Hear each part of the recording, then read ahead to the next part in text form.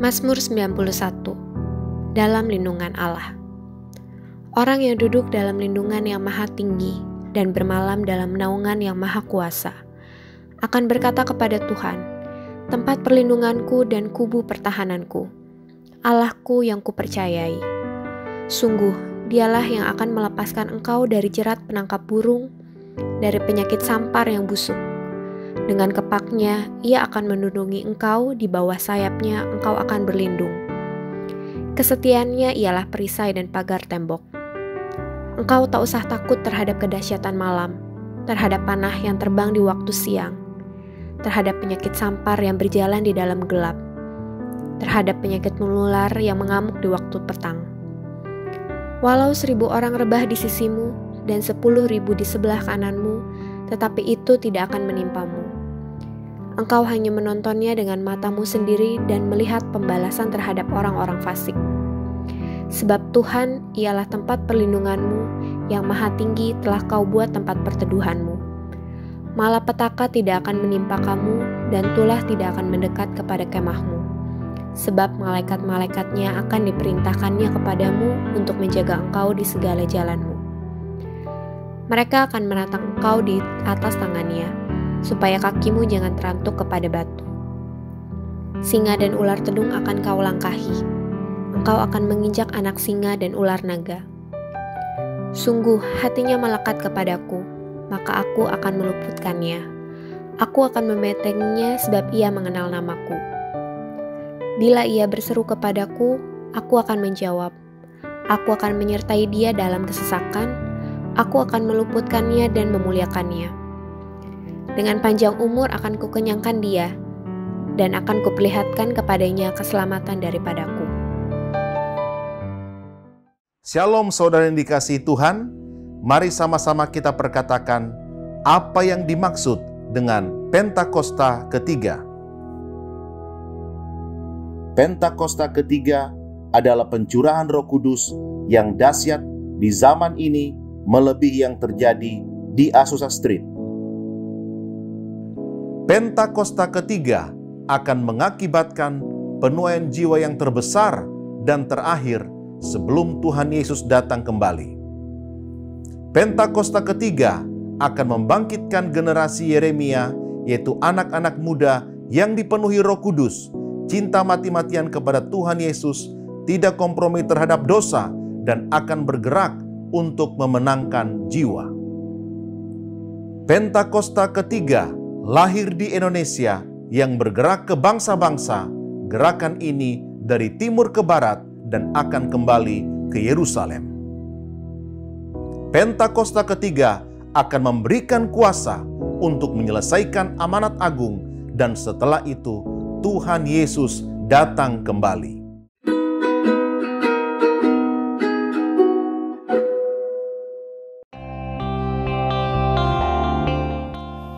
Firman Tuhan dalam Mazmur pasal 136 ayat 1 berkata, bersyukurlah kepada Tuhan, sebab ia baik, bahwasanya untuk selama-lamanya kasih setianya. Tuhan tidak berubah, dia selalu baik, kasih setianya untuk selama-lamanya. Tidak ada alasan bagi kita untuk mengeluh, sebab pemeliharaan Tuhan itu sempurna. Bahkan dia memberikan kita kerajaan yang tidak tergoncangkan di dalam hidup kita semua. Mari hari ini kita mengucap syukur untuk segala yang Tuhan sudah kerjakan, serta mengingat kebaikan Tuhan dari waktu ke waktu dalam doa dan pujian kita hari ini bersama-sama seluruh keluarga. Selamat hari Minggu, Tuhan Yesus memberkati.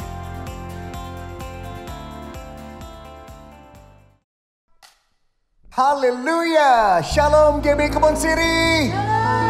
Sekali lagi Shalom. Wow, kasih setia penyertaan Tuhan sempurna bagi setiap kita.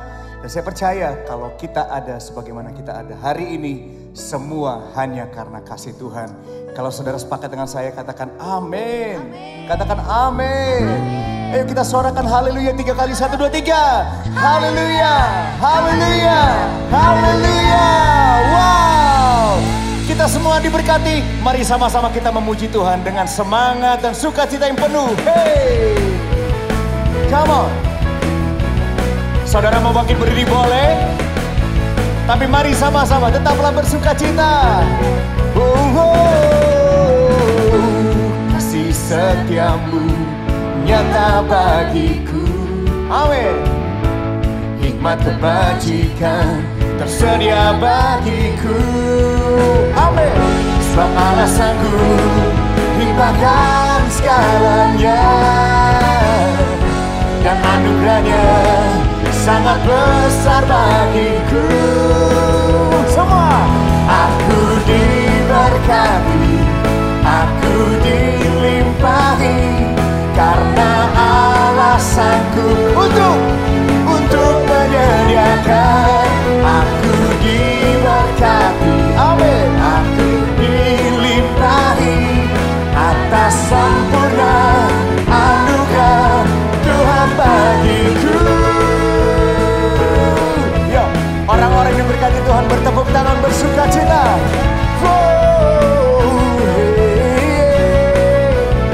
Kasih setiamu Tuhan, kasih setiamu nyata bagiku. Hikmat kebajikan tersedia bagiku. Sebab Allah sanggup limpahkan segalanya, dan anugerahnya sangat besar bagiku. Come on. Aku diberkati, aku dilimpahi, karena Allah sanggup untuk menyediakan. Aku diberkati, aku dilimpahi atas sempurna anugerah. Ayo sekali lagi katakan, aku diberkati. Aku diberkati, amin. Dilimpahi untuk menyediakan. Aku diberkati, aku dilimpahi atas sempurna anugerah Tuhan bagiku.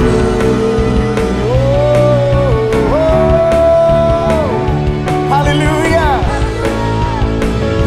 Biar setiap kita hari ini, apapun keadaan kita, kita mau berkata bahwa aku diberkati. Katakan, Tuhan itu baik untuk selama-lamanya. Yuk sama-sama katakan, oh, limpahkan segalanya. Oh, sangat besar, sebab Allah sanggup. Oh, sebab Allah sanggup limpahkan segalanya. Sangat besar bagiku. Come on church. Aku diberkati, amin. Aku dilimpahi, karena Allah sanggup untuk menyediakan. Aku diberkati, aku dilimpahi, karena Allah sanggup untuk menyediakan. Aku diberkati, aku dilimpahi atas anugerah Tuhan bagiku. Oh, come on church.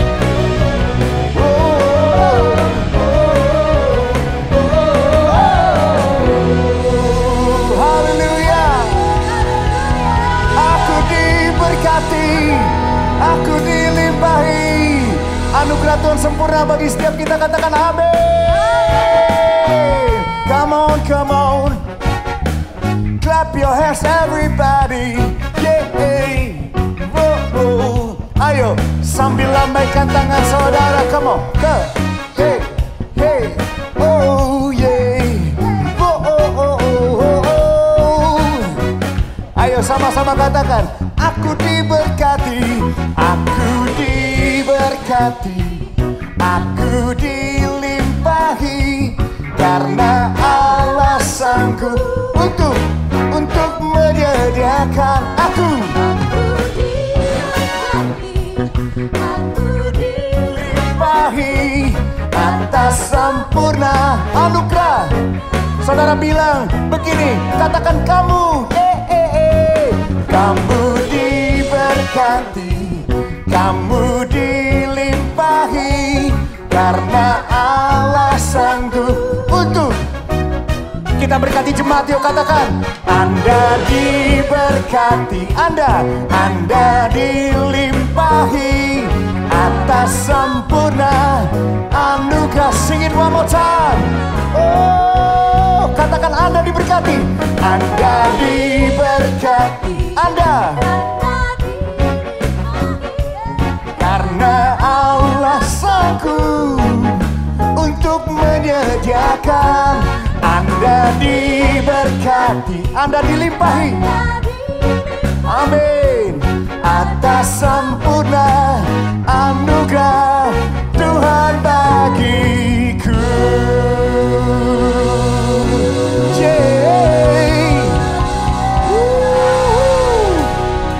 God is good and all the time. God is good and all the time. Haleluya.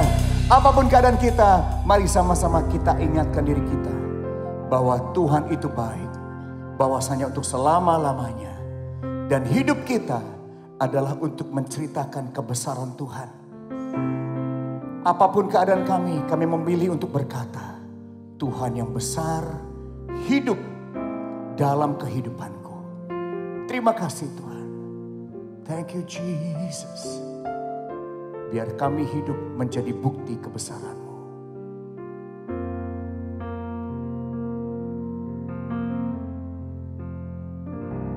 Hidupku menggenapi firman-Mu, tanda mujizat sertai tiap langkahku. Kau bersamaku di dalamku, jadi bukti kebesaran-Mu.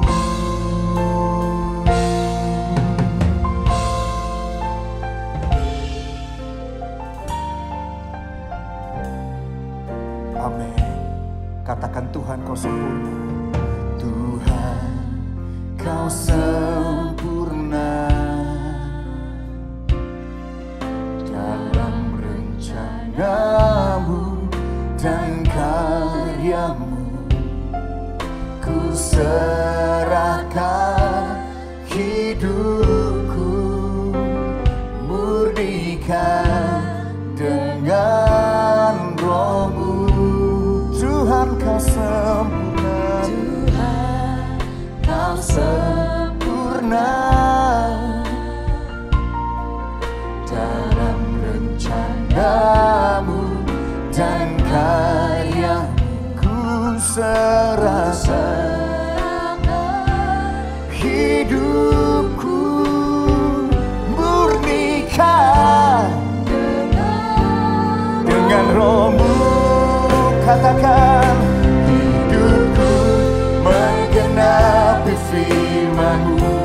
Tanda mujizat Tuhan sertai tiap langkahku. Kau bersamaku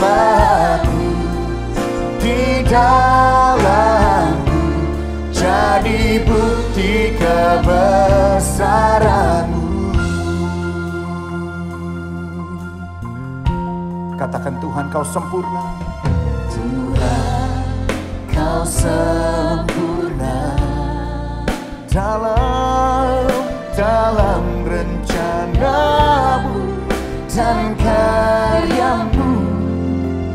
Ku serahkan hidupku, murnikan dengan Roh-Mu ya Tuhan. Sama-sama katakan, hidupku, oh, hidupku menggenapi firman-Mu. Tanda mujizat sertai tiap langkahku.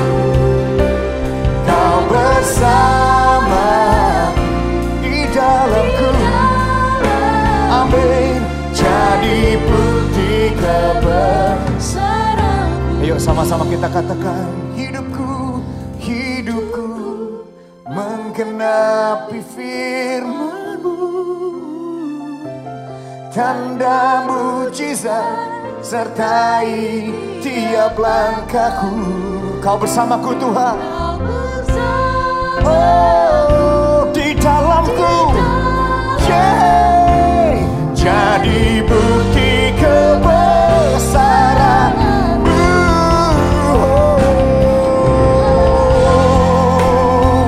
Biar setiap kami mengerti bahwa Tuhan yang besar ada dalam hidup kami. Dan kami percaya firman-Mu berkata, barang siapa percaya kepada Yesus, Dia akan melakukan perkara-perkara yang ajaib, bahkan pekerjaan-pekerjaan yang lebih daripada semua ini. Kami percaya Tuhan akan pakai kami, Tuhan akan urapi kami. Syadaya ralalalaba ya ralalalaba.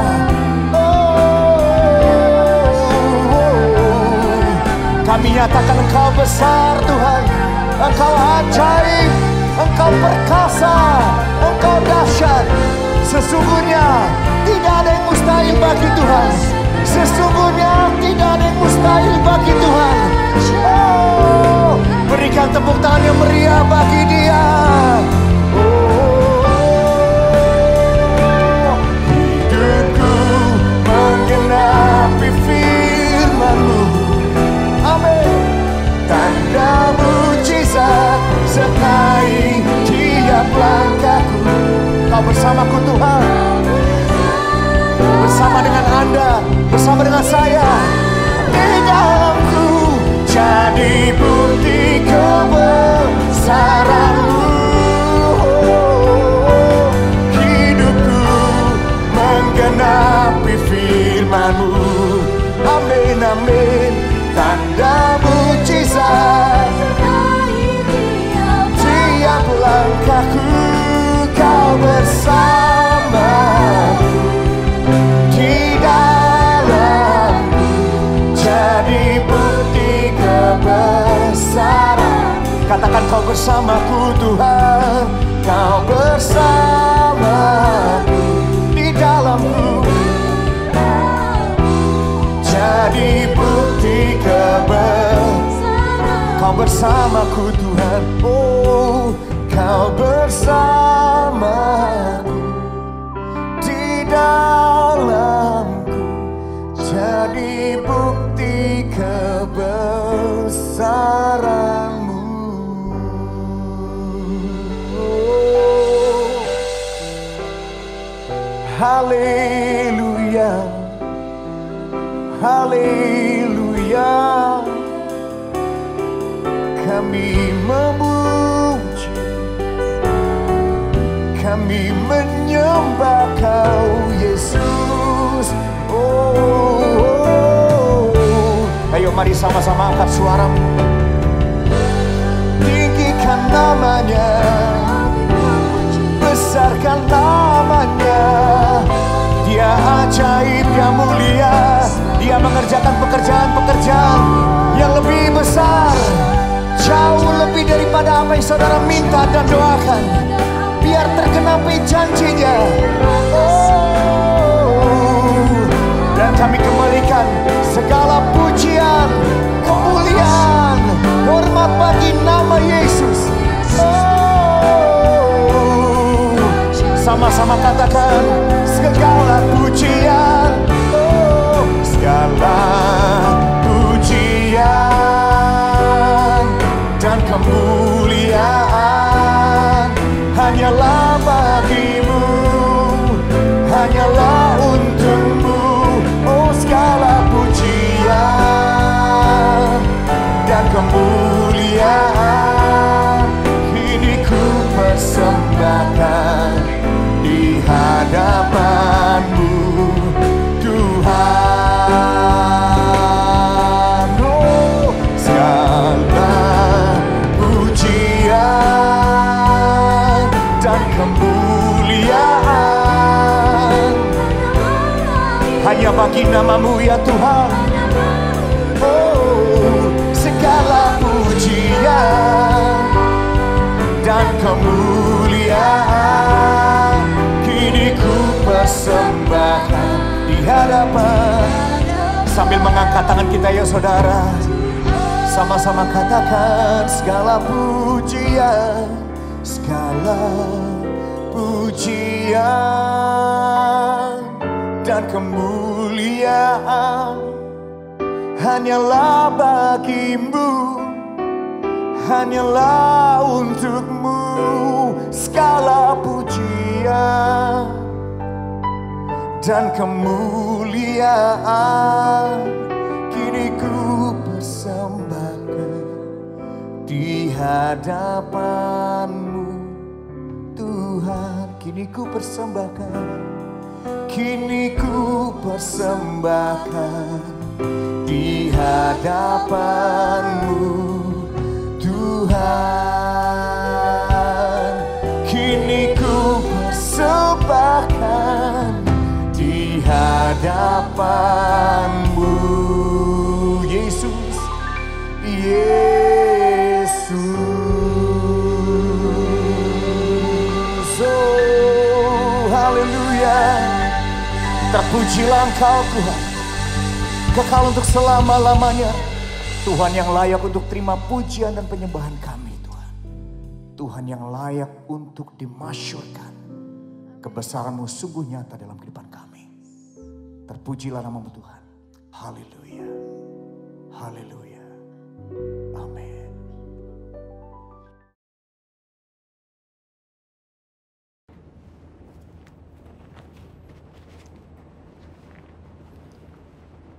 Shalom semua. Kegerakan Pentakosta adalah kegerakan yang unik. Mengapa unik? Pernahkah saudara terbayang satu gerakan rohani yang dalam tempo 1 abad telah menyebar sampai ke 27% kekristenan yang ada? Kegerakan yang bergerak cepat ini memiliki pilar-pilar teologi yang perlu kita pahami. Pada Voice of Pentecost kali ini, kita akan membahas mengenai 5 pilar teologi Pentakosta. Apa saja 5 pilar teologi Pentakosta itu? Yang pertama, Jesus as Savior, atau pilar keselamatan. Keselamatan adalah momen di mana seorang bertobat dan menerima Yesus sebagai Tuhan dan Juru Selamat. Pengakuan iman GBI berkata, semua manusia berdosa dan kehilangan kemuliaan Allah, sehingga harus bertobat dan berpaling kepada Allah untuk menerima pengampunan dosa. Pertobatan mencakup peristiwa di mana seorang mendengar kabar Injil tentang karya Kristus, meresponi Injil dengan iman dan pertobatan, dan mengalami perjumpaan secara pribadi dengan Yesus. Hal ini yang terjadi ketika Petrus berkhotbah dalam Kisah Para Rasul 2 ayat 16-35. Di ayat 37 disebutkan bahwa orang-orang yang mendengar sangat terharu dan memberikan respon yaitu bertobat dan menerima Yesus sebagai Tuhan dan Juru Selamat. Bukankah hampir sebagian besar khotbah-khotbah dari Pentakosta menekankan akan pertobatan dan kepercayaan kepada Yesus sebagai Juru Selamat pribadi? Yang kedua, Jesus as Sanctifier, atau pilar pengudusan. Ketika seorang diselamatkan, dia memasuki proses yang bernama pengudusan. Pengakuan iman GBI berkata penyucian hidup adalah buah kelahiran baru karena percaya dalam darah Yesus, dikerjakan oleh kuasa firman Allah dan Roh Kudus, karena itu kesucian itu azas dan prinsip hidup umat Kristen. Insan Pentakosta percaya bahwa anugerah keselamatan harus diresponi dengan benar dalam takut akan Allah. Filipi 2 ayat 12-13 berkata, kerjakan keselamatanmu dengan takut dan gentar. Karena Allah lah yang mengerjakan di dalam kamu, baik kemauan maupun pekerjaan menurut kerelaannya. Di sini terlihat tanggung jawab orang percaya untuk mengerjakan keselamatannya, atau menguduskan kehidupannya dalam takut akan Allah. Proses pengudusan ini akan kita jalani selama kita hidup, dengan tujuan agar kita menjadi segambar dan serupa dengan Kristus. Pengudusan pun berbicara kita meninggalkan kehidupan lama kita, ataupun kebiasaan lama kita yang tergolong dosa, dan menjadi pribadi yang baru di dalam Kristus. Tidak lagi hidup di dalam dosa. Yang ketiga, Jesus as Spirit Baptizer, atau pilar baptisan Roh Kudus. Ini adalah bagian penting dan merupakan pilar sentral yang mengikat keseluruhan 5 pilar yang ada. Baptisan Roh Kudus yang dimaksud adalah baptisan yang dialami setelah seorang lahir baru, sebuah pengalaman yang juga bisa disebut sebagai kepenuhan roh, pencurahan roh, dan menerima Roh Kudus. Tanda awal seorang dibaptis oleh Roh Kudus adalah dia berkata-kata dalam bahasa roh sebagaimana yang diilhamkan oleh Roh Kudus. Baptisan Roh Kudus akan menghasilkan dampak secara internal maupun eksternal. Secara internal, yaitu kehidupan penyembahan yang lebih intim dengan Bapa. Karena menurut 1 Korintus 14 ayat 2, disebutkan bahwa orang yang menyembah dalam roh adalah mereka yang berkata-kata secara rahasia kepada Bapa.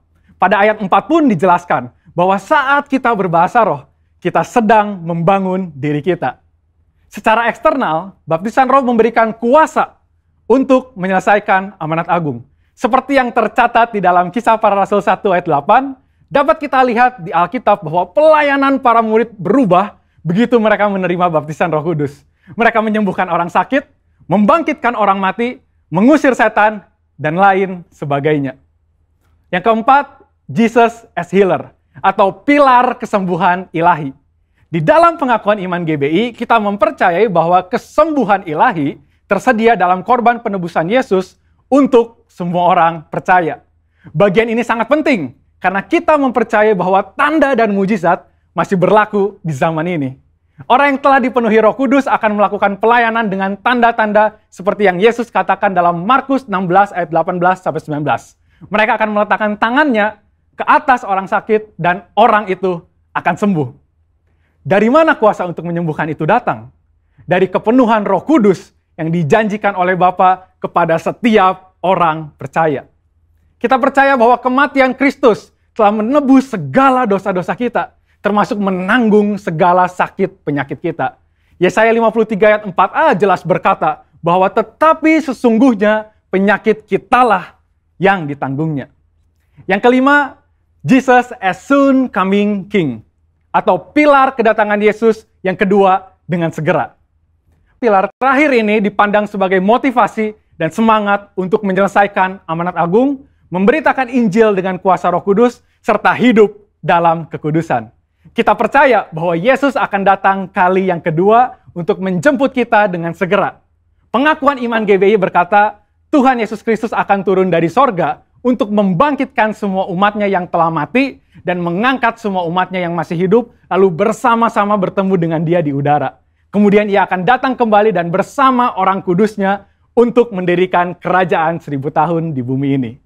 Kita percaya kedatangan Yesus untuk yang kedua kalinya untuk menjemput mempelainya yang masih hidup, atau biasa disebut rapture ini, akan terjadi secara tiba-tiba dan tanpa seorang pun tahu kapan waktunya. Ketidaktahuan kapan Yesus akan datang inilah yang akan mendorong setiap kita untuk dapat mempersiapkan diri sebaik-baiknya dan tetap hidup dalam integritas.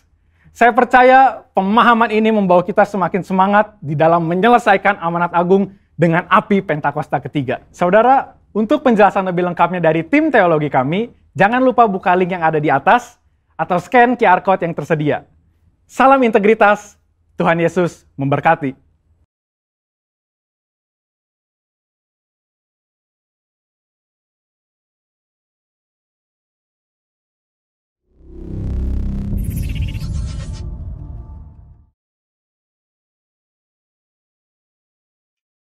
Shalom, selamat pagi. Saya mau ucapkan kabar baik dari Tuhan untuk kalian semua. Dan saya mau ucapkan terima kasih untuk Bapak Gembala dari GBI Kebon Siri, Pak Gunawan Wongsowijoyo, yang telah mengundang saya untuk bisa menyampaikan kabar baik dari surga pagi hari ini. Bagaimana kabarnya semuanya dengan selama masa pandemi COVID-19 ini? Tentu Anda semua mengalami penyertaan Tuhan yang nyata. Amin. Kita akan berdoa untuk masuk dalam pesan Tuhan. Apakah Anda berada di jalan buntu sepanjang masa pandemi ini? Kita berdoa untuk Roh Kudus mewahyukan pada kita. Terima kasih Bapa kami di surga untuk kebaikan-Mu, kasih setia-Mu, pribadi dan karakter-Mu yang tidak bisa berubah. Kau Allah yang sama dulu, sekarang, sampai selamanya. Kami bersyukur hari ini kami masih bisa duduk mendengar kabar baik-Mu. Tidak ada kabar yang lain yang Kau berikan pada kami, jemaat-Mu, kecuali kabar baik.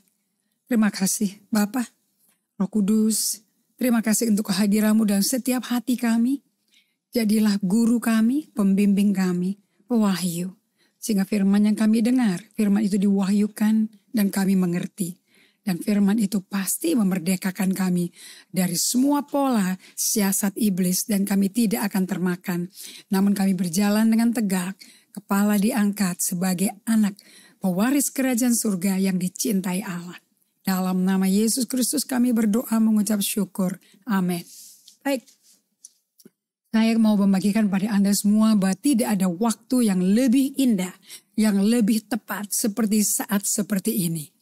Di mana Tuhan telah memberikan pada kita masa jeda yang besar. The Great Pause. Ini masa sela yang panjang. How long? Kita tidak tahu. Bahkan adanya vaksin yang sudah mulai divaksin kita semua di negara kita.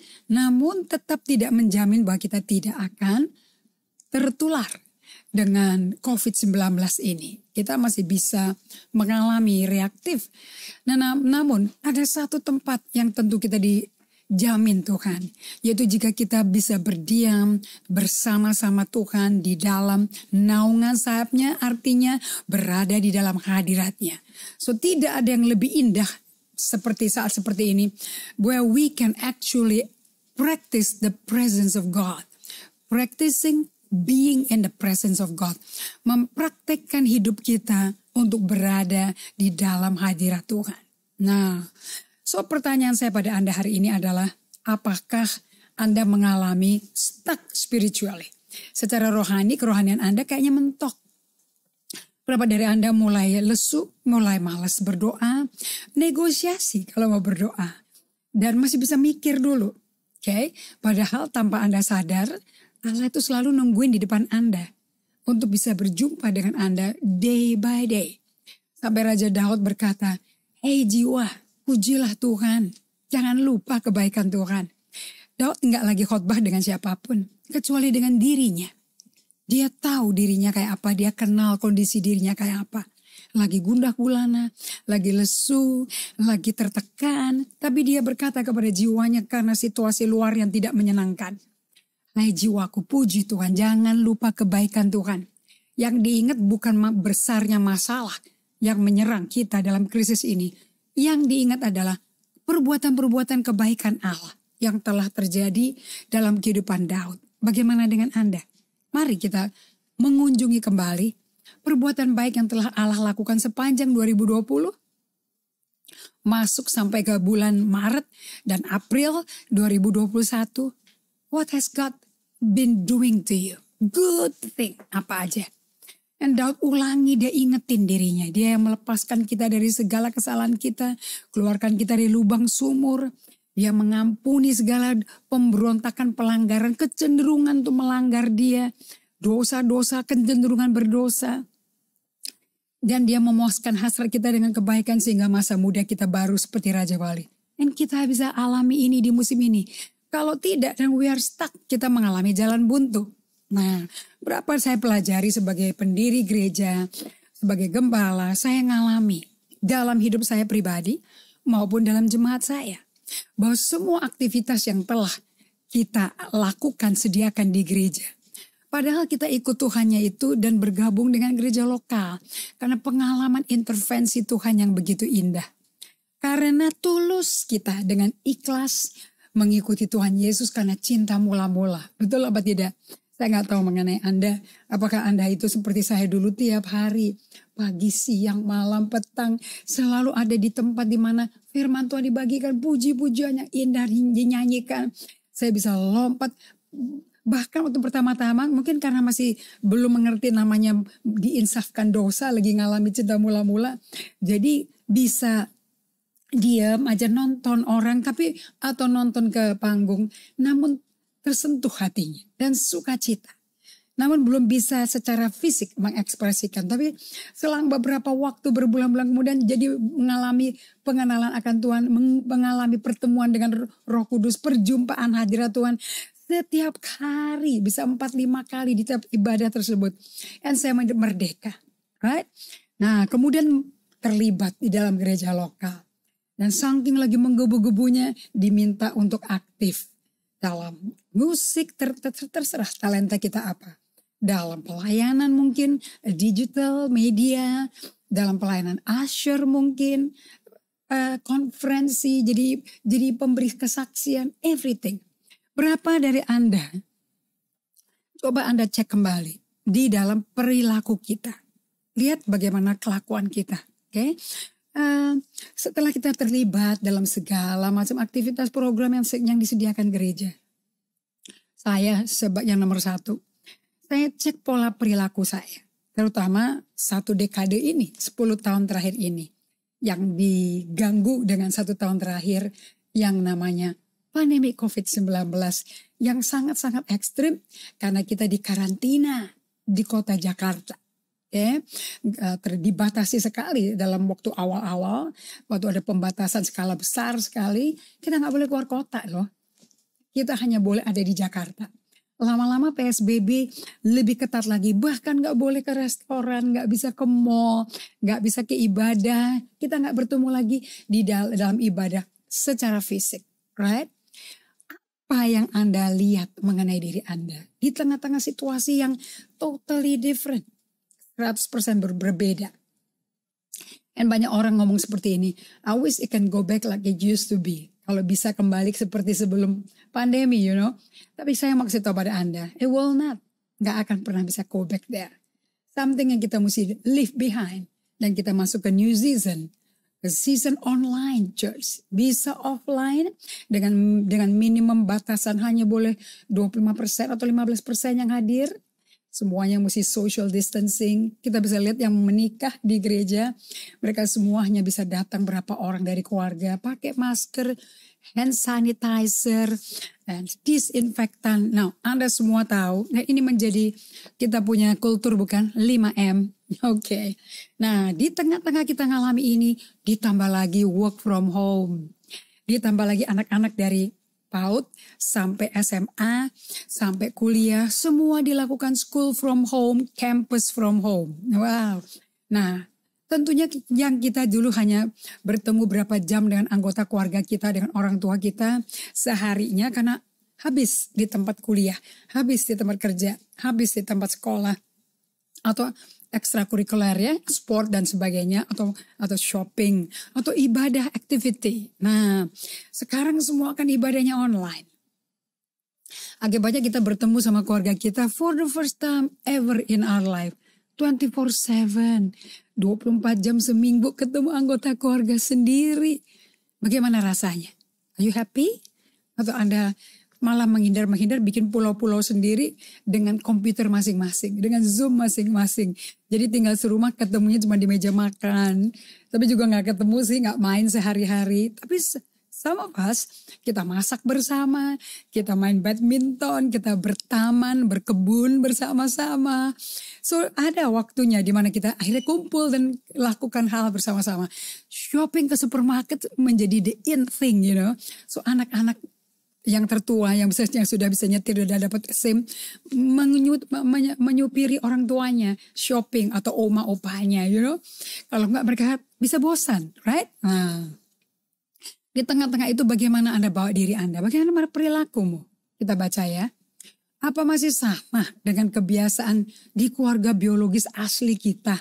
Atau kita udah semakin kok di 2020, 2021, semakin karakter kita seperti Kristus? Apa yang terjadi? Atau masih kayak sifat-sifat lamanya orang tua? Kok sama sih sama aku? Kok aku niru-niru sih apa yang aku gak suka di papaku? Aku niru. Apa yang aku gak suka di mamaku? Aku niru. Pernah gak Anda mikir begitu? Nah, lihat ya. Bukan mikir. Ada yang terdampaki. Tua, Anda bertanya. Dalam 1 dekade terakhir ini. Apakah hubungan Anda itu semakin intim dengan Tuhan? Atau semakin jauh, distant? Coba yang ketiga, tanya ke diri Anda. Berapa sih jauhnya jarak hati Anda saat ini dengan hatinya Tuhan Yesus Kristus? Kalau hatinya itu deket, itu kayak orang lagi jatuh cinta asmara ya. Mungkin lagi pacaran atau bulan madu, sudah menikah. Nah, kalau baru menikah dan lagi bulan madu, mungkin bulan madunya terus bersemi terus ya. 5 bulan, 6 bulan, lagi pertama kali hidup sama-sama, everything is new, excited. Nah, how is your heart? Sekarang cek dengan hubungan Anda dengan Tuhan. Nah, Menarik sekali, Allah Bapa itu melalui Tuhan Yesus berbicara melalui Rasul Yohanes. Ternyata di akhir zaman ini, dari masa ke masa, gereja itu berubah karakternya. Dimulai dari jemaat di Efesus, dari masa ke masa sampai ke Laodikia. Kita lihat ada teguran dari Yesus ke gereja-gerejanya. Nah, kepada gereja Efesus dia berkata seperti ini. Tuliskan ya kepada malaikat jemaat di Efesus. Ini loh firman dari dia. Yang memegang ketujuh bintang itu di tangan kanannya dan berjalan di antara ketujuh kaki dian itu. Aku tahu segala pekerjaanmu. Saudara-saudara, Tuhan lihat dong Anda nggak lagi ngerjain apa. Bagaimana Anda ngerjainnya. Tuhan lihat semuanya. Jangan kalau sepertinya bos-bos nggak memperhatikan. Bos besar kita Yesus Kristus. Bukan bos besar ya. Kekasih jiwa kita. Penyelamat kita. Mesias kita. Raja kita. Melihat juga. Baik jeripayamu maupun ketekunanmu. Aku tahu bahwa engkau tidak dapat sabar terhadap orang-orang jahat. Bahwa engkau telah mencobai mereka yang menyebut dirinya rasul. Tapi yang sebenarnya enggak begitu. Bahwa engkau telah mendapati mereka pendusta. Dan engkau tetap sabar dan menderita oleh karena namaku. Dan engkau tidak mengenal lelah. Namun demikian, aku mencela engkau. Karena engkau telah meninggalkan kasihmu yang semula. Well, jemaat Tuhan yang terkasih. Kasih yang dicari Tuhan bukan banyaknya sibuknya kerjaan pelayanan. Ini sibuk pelayanan nih. Okay? Tanpa letih lesu, nggak memperhatikan letih lesu badan, terus dengan jerih payah bekerja keras, tekun loh. Dan gigih sampai nggak sabar sama orang-orang yang macam-macam hidupnya, yang berdosa, yang jahat. Langsung itu diberesin semua. Tapi Yesus berkata, kok doingnya kamu, perbuatan kamu itu, kok tanpa kualitas, tanpa bahan kasihku, kasih agapeku kok gak ada. Apapun yang kita baca di Efesus 4 ya, ayat 25 di bahasa Inggrisnya berkata, kalau mau menyampaikan kebenaran, if you want to speak the truth in love. Sampaikanlah kebenaran dari kasih. Look at verse 4. Engkau telah meninggalkan kasihku. Jadi dia berkata apa? Semua kerjaan yang tanpa pamrih ini, yang kerja keras ini, hey, tanpa kasih. You cannot do anything without love. Nah, kemudian dia lanjutin ke Wahyu 3 sekarang maju lagi. Dari Efesus ke Pergamus, Smyrna, Sardis, Tiatira, sekarang sampai ke masa di mana gerejanya seperti gereja Laodikia. Nah Laodikia kayak begini nih. Hei, Tuhan Yesus tegur. Jadi karena kau suam-suam kuku dan tidak dingin dan tidak panas, aku akan muntahkan kau dari mulutku. Artinya gak ada tempat lagi di tubuhku. Yesus kepalanya, kita tubuhnya. Gak ada tempat lagi, alias kita bukan Kristen, bukan? Karena gak ada tempat lagi. Karena engkau berkata, aku ini kaya, aku telah memperkayakan diriku dan aku tidak kekurangan apa-apa. Dan karena engkau tidak tahu bahwa engkau itu melarat dan malang, miskin, buta dan telanjang. Jadi Anda ngelihat ya, definisi hidup benar di dalam Tuhan, mau pakai standar dunia atau standarnya kerajaan surga. Itu kelihatan. Kalau di kerajaan surga, kondisi jemaat gereja Laodikia melarat, miskin, telanjang, buta, kau buta rohani. Tetapi di matanya dunia, ini gereja kaya. Ini gereja memperkaya diri. Ini gereja gak kurang apa-apa. Tenang hidupnya. Tapi di sudut pandang Tuhan, no. Kamu gak bisa tenang. Maka aku menasihatkan kau. Yesus adalah the great counselor, bukan? Penasihat ajaib kita. So dia kasih nasihat. Supaya engkau membeli daripadaku emas yang telah dimurnikan dalam api. Agar engkau menjadi kaya. Dan juga pakaian putih supaya engkau memakainya agar jangan kelihatan ketelanjanganmu yang memalukan. Dan lagi minyak untuk melumas matamu supaya you can see. Supaya kau lihat seperti Tuhan lihat kondisi hatimu, emosimu, kerohanianmu. Jadi Anda tahu ya yang Tuhan sampaikan di sini. Yang bikin Anda kalau mati di jalan ke surga tuh bukan apa yang Anda akumulasi selama di dunia ini. Bukan bagaimana Anda menjadi tenar dan kaya raya secara materi. Tapi kualitas kerohanianmu. Kesehatan emosimu. Itu yang akan Anda bawa kepada Tuhan. Ayat 19. Barang siapa ku kasihi, ya ku tegur, ku hajar. Sebab itu, ayo relakan hatimu, bertobatlah. Bapak Ibu sekalian, berkata bertobat itu bukan kata yang marah-marah. Dia gak lagi marah. Sama sekali. Kan makanya dia katakan relakanlah. Yuk rela, surrender, berserah yuk. Mari bertobat itu metanoia, artinya berubah yuk. Jangan pakai perspektif kayak materi berarti Tuhan sayang kamu. Tapi pakai perspektif surga deh. Dimana kau diulesi matanya dengan urapan Tuhan supaya mendapat pewahyuan, lihat dirimu di posisi benar gak sama Tuhan. Hatinya ada cinta mula-mula gak sama Tuhan. Atau udah dingin karena udah makmur materialnya. Lihat di ayat 20. Kemudian dia berkata lagi kepada jemaat Laodikia, lihat ya, aku ini berdiri di muka pintu dan mengetuk. Jikalau ada orang mendengar suaraku. Anda lingkari kata mendengar suaraku. Jadi orang bisa melakukan sesuatu yang untuk kepentingan diri kita dalam nama Tuhan. Sampai karena apa? Karena melakukan itu tidak dengar suara Tuhan. Mungkin Tuhan gak menyertai apa yang kau buat dalam pelayanan itu. Dan membukakan pintu, kalau udah dengar, buka dong pintunya. Aku akan masuk mendapatkannya.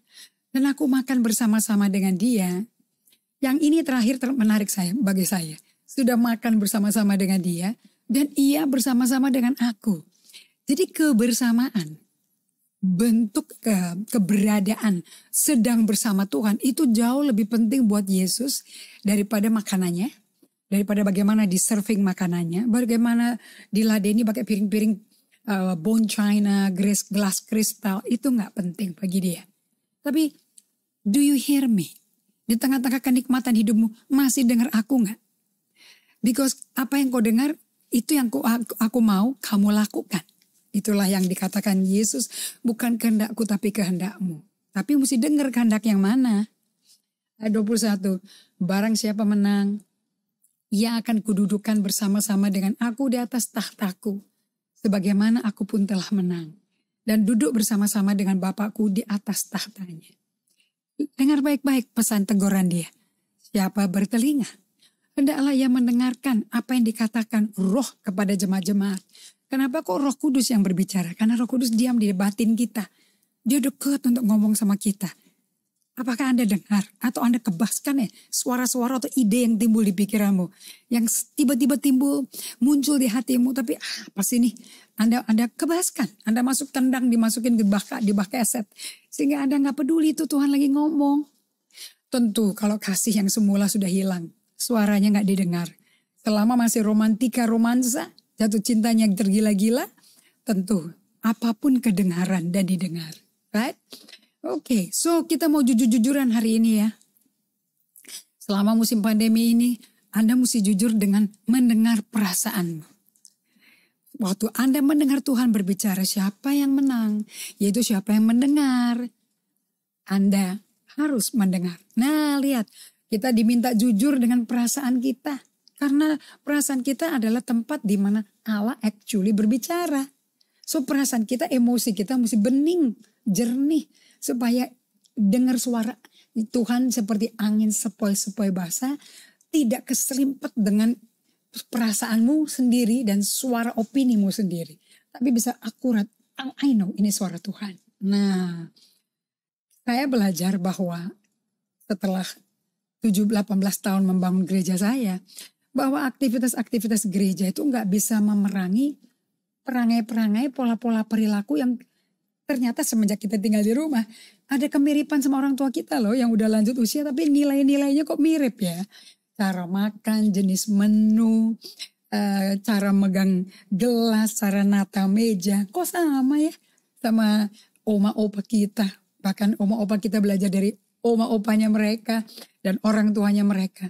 Kayaknya ada pola-pola yang diwariskan gitu loh. Dan ada sifat-sifat yang diwariskan juga.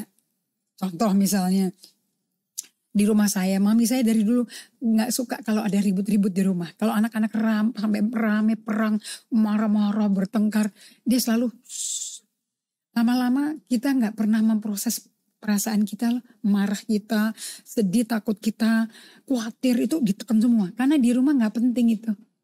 Jadi nggak pernah ada komunikasi di rumah. Karena kalau komunikasi itu tuh mengekspresikan perasaan kita, bukan? Ada yang perlu kita sampaikan. Aku rasanya nggak enak, aku rasanya sedih deh. Tadi kamu ngomong begitu, tadi kamu komentarnya begitu, atau kamu kok nggak menghargai aku sih kepada kakak adik kita, kepada orang tua kita.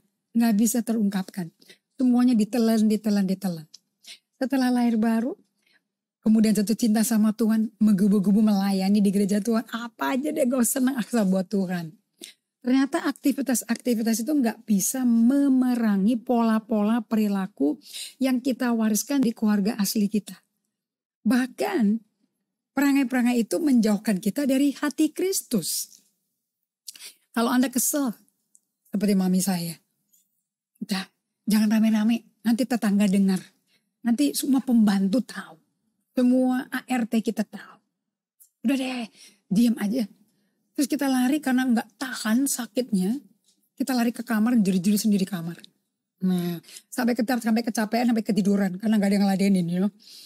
Terus pas kita lahir baru, kita udah masuk ke kelompok kecil, udah terlibat deket sama sesama anggota gereja. Terjadi gesekan-gesekan. Katanya besi mengasah besi. Konflik terjadi, slack terjadi. Pas dikonfrontasi, marah gak bisa terima. Terus reaksi-reaksinya pas dikonfrontasi, pas disinggung, tersinggung, kok sama kayak yang di rumah. Kita diam, gak mau ngomong, jadi pendiam, lama-lama jadi pendiam di gereja. Karena dibawa di rumah kan mengutarakan emosi kan gak penting, gak perlu diproses. Sampai tua kita bawa loh. Gak heran banyak yang sakit mah, banyak yang sakit kepala, migrain, betul gak? Nah, hari ini saya mau perkenalkan pada Anda. Dengan segala aktivitas di gereja, sebetulnya identitas Anda itu apa? Sebetulnya yang membuat Anda itu menjadi seseorang yang punya jati diri yang real itu, Anda kenal gak sih diri Anda sebetulnya? Atau Anda dikenal sebagai fungsimu, tugasan yang ada di kantor, di rumah, atau di gerejamu. Apakah tugasmu, fungsi Anda, peran Anda itu menggambarkan diri Anda? Nah, kita lihat di diagram ini. Anda melihat ada diagram ini kayak neraca gitu ya. Yang satu jomplang karena doing for God-nya, bekerja buat Tuhannya, banyak yang kekeruan sampai jublak begitulah. Tapi sampai di piring neraca yang satunya sampai naik tinggi banget. Nah, itu mestinya being with God, masa kita berada bersama Tuhan. Our being with God, keberadaan kita sama Tuhan. Nah, kalau Anda sangat-sangat overloaded dengan kerjaan bagi Tuhan, sampai waktu Anda dengan Tuhan jadi lupa. Dulu awal-awal bisa 5 kali kebaktian, itu tujuannya untuk nikmati Tuhan. Ngalami hadirat Tuhan, betul? Sekarang semenjak terlibat di dalam pelayanan, di dalam gereja, di dalam persekutuan doa di kantor-kantor, atau di tempat kelurahan Anda atau RT Anda, loh kok sekarang waktu berada dengan Tuhannya malah dikit banget, cuma 2 kali. Sementara doing for God-nya sampai 30 kali. What's happening? Kok sampai ditinggal untuk berada bersama Tuhannya? Dan juga berada bersama sesama kok jadi jarang ya, kayak jauh-jauh. Karena banyak yang gesekan, tersinggung, dan malah kepahitan. Karena reaksi orang marah-marah, dimaki-maki kita. Jadi kita jadi pendam karena gak boleh ekspresi kan ya. Dipendam sampai luka batin, sampai stres, sampai sakit migrain. Nah, ini kalau identitasmu adalah apa yang kau kerjakan. Nah, orang yang seperti ini, diagramnya akan mengenai manusia batinnya kayak begini nih. Anda lihat 2 lingkaran ini? Nah, kehidupan contemplation dia, kontemplatif, yaitu untuk merenung, diam bersama Tuhan.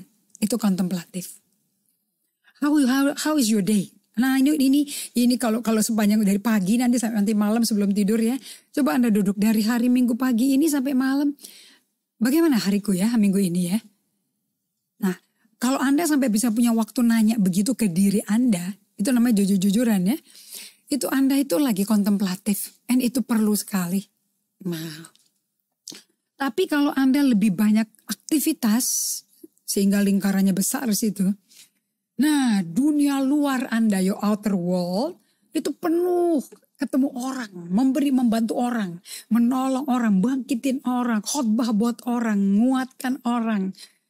Jadi sampai kehidupan keluarnya itu begitu beken, begitu terkenal.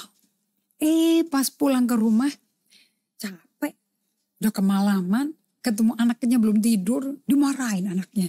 Istrinya juga belum tidur, padahal semuanya lagi gak tidur karena menantikan papanya pulang atau menantikan suaminya pulang. Malah dimarahin.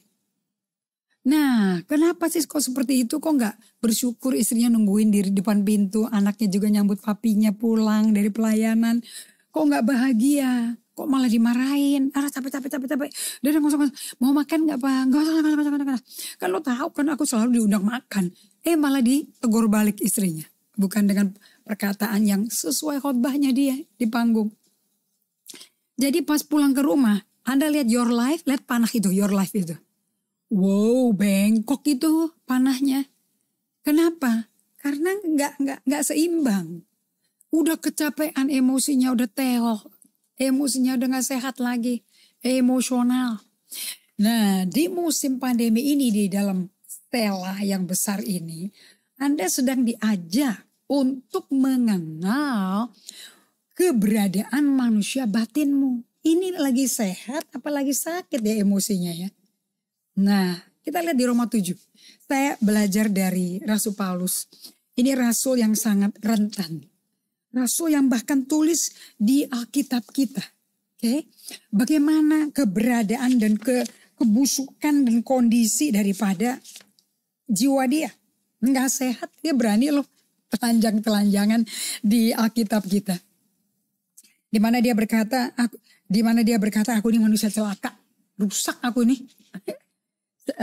Hari ini saya juga mau bersaksi tentang kerusakan yang ada dalam saya.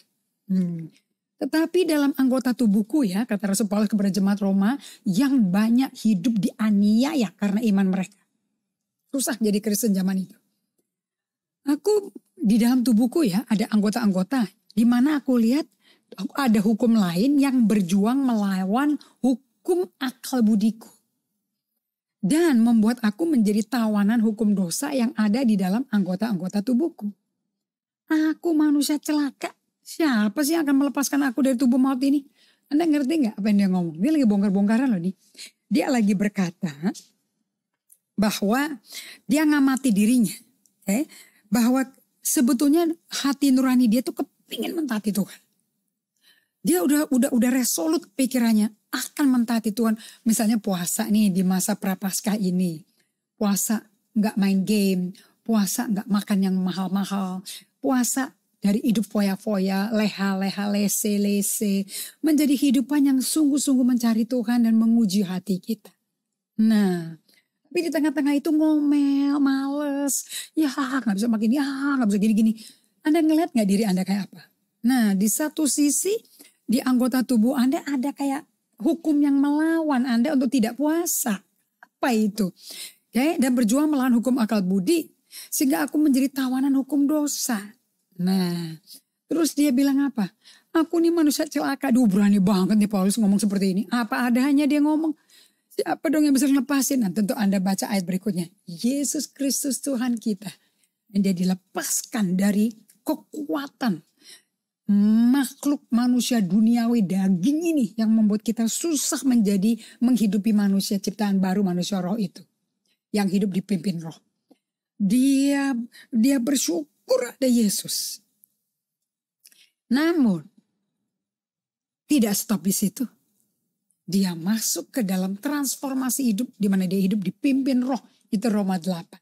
Makanya Roma 6 itu Roma manusia kedagingan. Roma 7 transisi kedagingan ke manusia roh. Roma 8 kau terbang tinggi bagi Raja Wali. Dipimpin Roh Kudus dengan angin Roh Kudus menopang Anda. Ada amin. Nah, kalau Anda punya waktu dengan Tuhan. Wow, identitas Anda seperti ini. Anda akan mengenal siapa Anda dalam Tuhan. Nah, seperti Tuhan tahu, Anda kan baca di Efesus 1 ayat 11 ya. Saya tuh senang bahasa Indonesianya. Dia ngomong gini, di dalam Kristus. Aku sekali lagi katakan di dalam Kristus. Nah, kamu Kamu mendapat bagian menjadi anak Allah. Mendapat bagian menjadi orang kudus di dalam Kristus. Sekali lagi. Nah, di sini Anda akan tahu kenal diri Anda, siapa Anda dalam Tuhan. Ternyata Anda itu adalah anak yang dikasihi dan dikenan sama Allah. Tuhan Yesus sangat berkenan pada Anda dan mengasihi Anda. Kalau Anda menerima kasih sayangnya tiap kali, beberapa kali sehari, Anda melatih diri Anda hidup dibawa oleh kasih Kristus. Saudara-saudara, Anda akan bisa melihat diri Anda disayang, berubah, ditransformasi dalamnya. Akibatnya Anda mengalami sukacita dan bersaksi ke orang-orang betapa Anda dirubah Tuhan. Nah, waktu Anda sadar Anda itu dirubah Tuhan, gak bisa ngerubah sendiri. Anda hidup di bawah naungan hadirat Allah. Begitu besar sampai perbuatanmu pun itu perbuatan dengan Allah. Itu sebanding dari berapa jam Anda bersama Tuhan, berapa jam pula Anda bekerja dengan Tuhan. Anda lihat tuh diagramnya itu. Your being with God now setara dengan your work with God, not for God. With God, bukan for God. Nah, kalau lihat inner life-nya orang seperti ini hidupnya, inner life-nya kayak gini juga terdiri dari dua. Contemplation and activity. Merenungkan, berpikir dengan baik, dengan jernas. Di mana Anda duduk bersama Tuhan, nikmati dan menikmati baitnya. Mazmur 16 ngomong gitu. Dan menikmati kasih setianya, kenikmatan senantiasa di tangan kanannya. Right? Anda punya inner life seperti itu lingkarannya tuh. Dan lihat aktivitas Anda.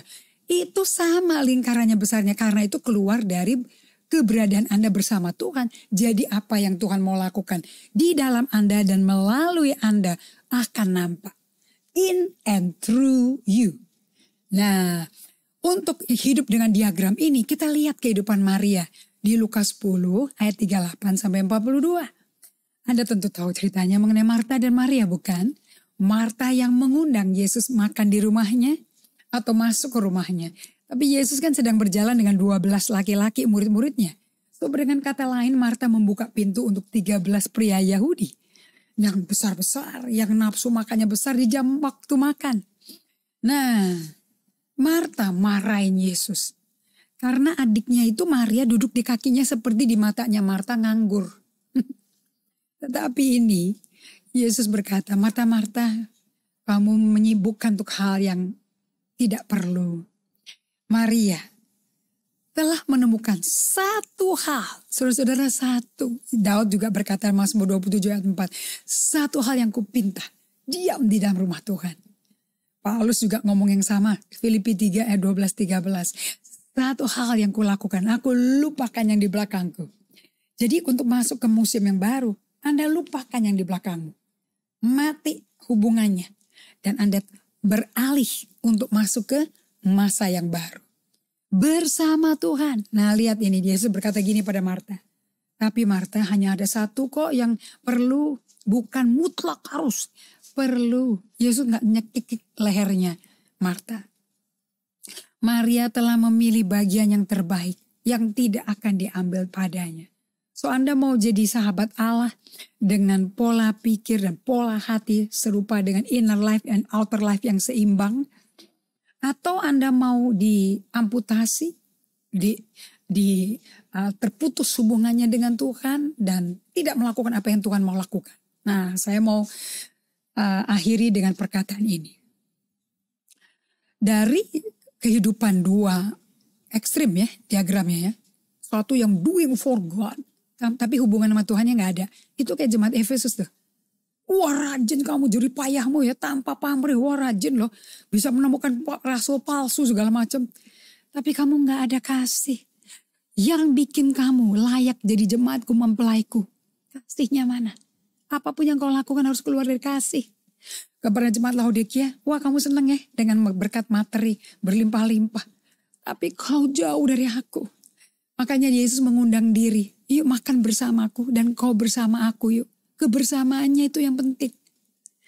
Nah, kalau jiwa Anda bersama Tuhan, makanya kehidupan inner dan outer life Anda lingkaran yang seimbang. Anda gak doing for God lagi, Anda doing with God. Nah, Dallas Willard seorang guru ahli filsafat yang cinta Tuhan.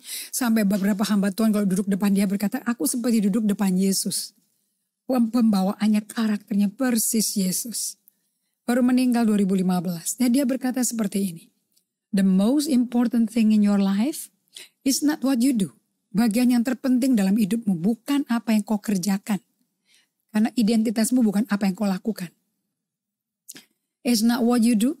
It's who you become. That's what you will take into eternity. Tapi Anda jadi apa? Anda jadi orang kaya apa? Itu lebih penting. Karena itu yang akan Anda bawa kepada kekekalan. Nah, kalau Anda lebih fokusnya kepada berbuat bagi Allah, tapi bersama Allah nggak penting. Tentu Anda juga masuk ke kekekalan. Tapi kekekalannya terpisah dari Tuhan, bukan? Tetapi kalau inner life, outer life Anda itu seimbang, waktu bersama Tuhan kayak Maria.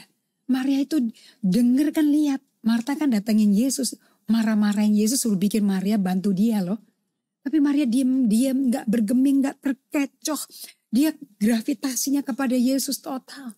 Yesus ngomong pun dia gak geming. Dia tetap menikmati kehadiran Yesus dan hormati kehadiran Yesus. Karena Yesus datang atas undangan Marta, bukan atas maunya sendiri. Dia hormati sekali siapa yang datang ini. Nah, kalau Anda menikmati Yesus seperti Maria, Anda akan membawa, kan tubuh ini jadi kalsium, jadi kapur di kuburan kan jadi mati kan, bubuk jadinya. Tapi jiwamu yang diselamatin Yesus selama Anda sekali hidup di bumi ini, itu menentukan kondisinya, sehat apa gak sehat jiwanya, untuk masuk eternity yang di bawah atau di atas. So saya mau tutup dengan perkataan ini, bahwa Raja Daud itu raja yang memberi jawaban penangkal radikal untuk memulihkan kehidupan rohanimu menjadi seperti Maria, bukan seperti Marta. Penangkal radikalnya apa sih supaya bisa jadi kayak Maria?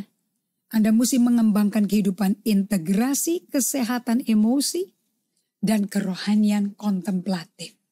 Kalau Anda tidak mengintegrasikan kehidupan emosi sehat dan rohani yang dewasa, kalau ini nggak digabung, Anda nggak akan sehat.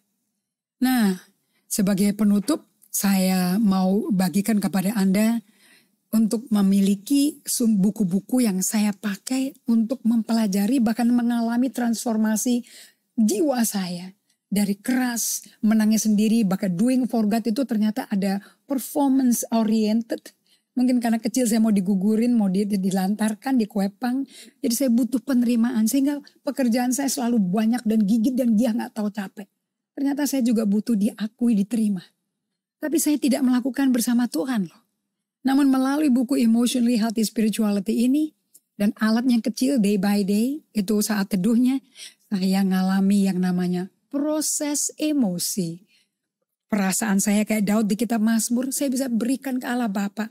Duka, gentar, sedih, tertekan, stres, saya kasih ke Tuhan semuanya. Emosi saya diambil yang sakit, di hati saya disembuhkan Tuhan. Dan rohani saya karena kontemplatif bertumbuh dewasa. Semakin berubah, semakin mendapat karakteristik sabar, penguasaan diri, ketenangan, damai sejahtera. Ada di pada saya, tidak teriak-teriak lagi. Saya berdoa pengalaman transformasi pertobatan saya menjadi pengalaman Anda semua di musim PSBB ini. Dan buku kedua yang saya mau Anda miliki dari Dallas Willard, tidak bisa nggak punya buku ini. Terutama The Spirit of the Discipline. Untuk saya ngalami transformasi ini, saya dilatih oleh Tuhan direct melalui Solitude Silence untuk memiliki roh seorang yang disiplin sehingga punya gaya hidup. Selalu bersama Tuhan, ungkapkan emosi, proses dengan Tuhan, sehingga dia sembuhkan, rohani saya bertumbuh, buah roh mulai berkembang. Yang kedua, buku yang penting sepenting yang pertama, Hearing God, mendengar suara Allah. Ada waktunya Anda ngomong ke Tuhan, pernah nggak Anda kasih waktu? Anda dengar Tuhan bicara. Itulah contemplation. Terima kasih untuk semua perhatian Anda. Kita berdoa ya. Bapa kami yang di surga, terima kasih untuk pembelajaran, untuk pengertian. Bagaimana Daud memiliki hati yang berkenan pada Allah. Karena dia hidup dengan kesehatan emosi dan kerohanian kontemplatif yang bertumbuh, yang membuat dia dewasa. Bahkan Allah bilang hatinya seperti aku dan sangat berkenan bagiku. Biarlah di musim pandemi ini kita semua hatinya dibentuk dan bertumbuh semakin hari semakin lebih serupa Kristus. Aku meteraikan firman ini menjadi kehidupan bagi seluruh hidup jemaat-Mu dalam nama Yesus Kristus. Kami berdoa mengucap syukur. Amin. Terima kasih Pak Gunawan. Tuhan berkati jemaat yang terkasih dan penyertaan Tuhan seminggu ini bersama Anda semua. God bless you.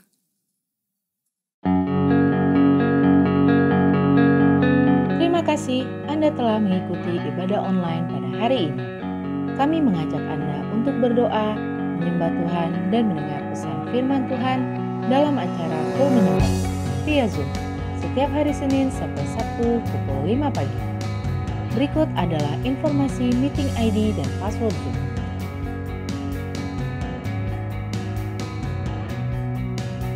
Ibadah minggu tetap dapat Anda ikuti secara online melalui YouTube channel GBI Kebon Siri atau melalui aplikasi RCTI Plus. Untuk ibadah online minggu depan, pada hari Minggu, tanggal 25 April 2021, ibadah akan dimulai pukul 6 pagi. Pesan firman Tuhan akan disampaikan oleh Pastor Jose Carol. Ibadah dapat dilihat setiap saat setelah waktu penayangan. Kami kembali mengajak Anda mengikuti GBI Kebon Siri Wednesday Bible Wisdom dengan tema Peta Dunia Roh 2. Indra ke-6 versus kekristenan pada hari Rabu tanggal 21 April 2021 pukul 6 pagi bersama Pastor Aruna Wiryolukito dan host Bapak Vino Pramudito. Acara ini dapat dilihat setiap saat setelah waktu penayangan. Persembahan umum, syukur, dan perpuluhan dapat Anda berikan melalui QR Code berikut ini. Scan QR Code yang tertera di layar dan langkah selanjutnya dapat mengikuti proses yang tertera di aplikasi e-payment Anda. Persembahan melalui QR Code tidak dipungut biaya apapun. Persembahan umum, perpuluhan, diakonia, dan bantuan COVID-19 dapat Anda transfer ke nomor rekening berikut ini.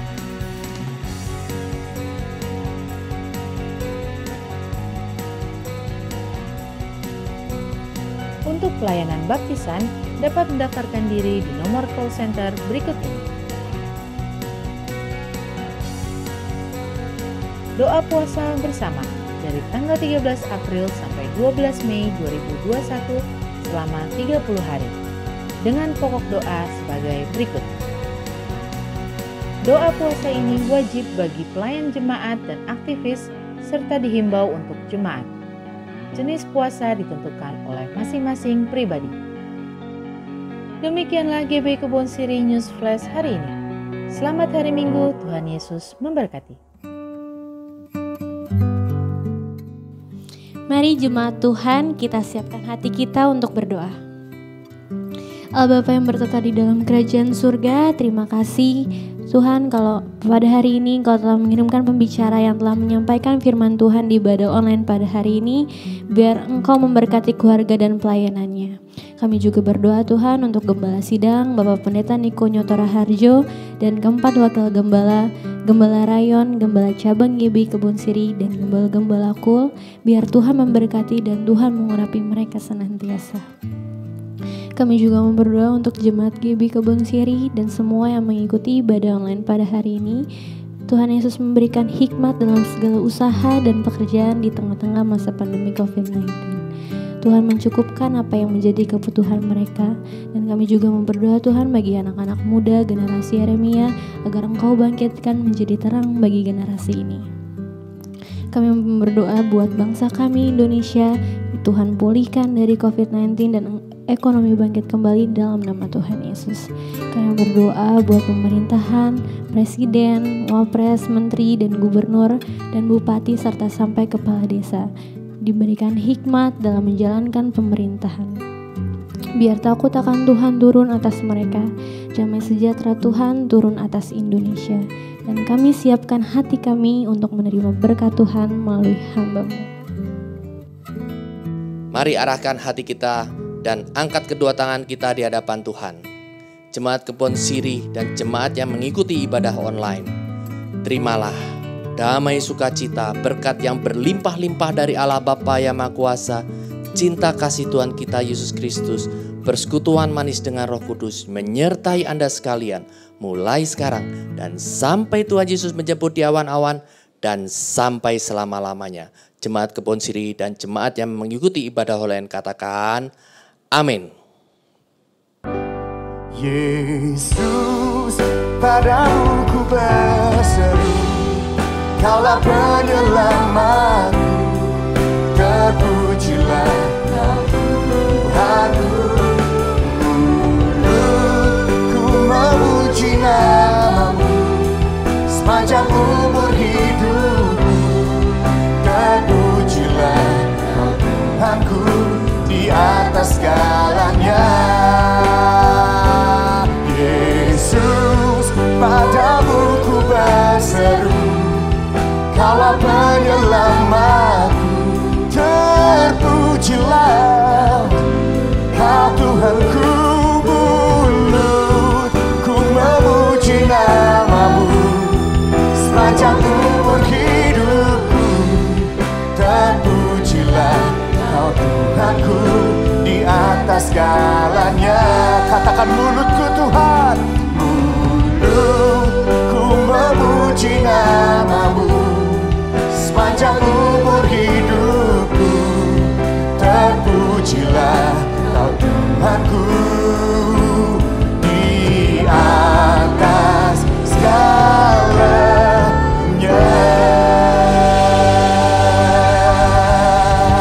Berikan tepuk tangan dan sorak-sorai bagi nama Yesus. Haleluya.